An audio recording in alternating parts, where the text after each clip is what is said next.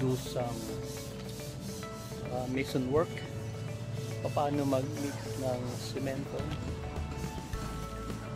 and then push yung graba, and then we'll have to do like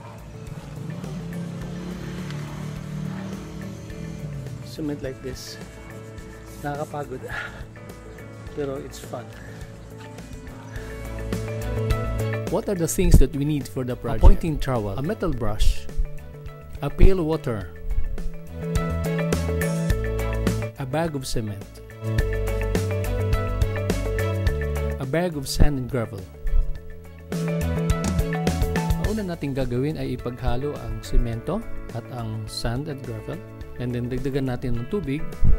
Haluin ito ng haluin hanggang sa lumambot, and then gamit ang trowel ating pantayin ang surface.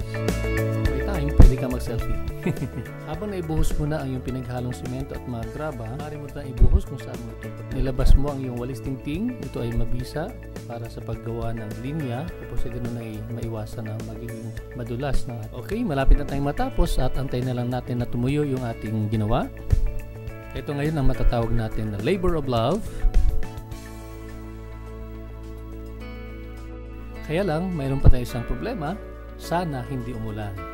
At ngayon, dadako tayo sa isa sa pinakamahalang bahagi ng ating proyekto, ang paglilinis at ang pagliligpit ng ating mga kagamitan. Diyan nagtatapos ang ating proyekto kung paano magsemento ng ating pathway gamit ang mga simpleng gamit.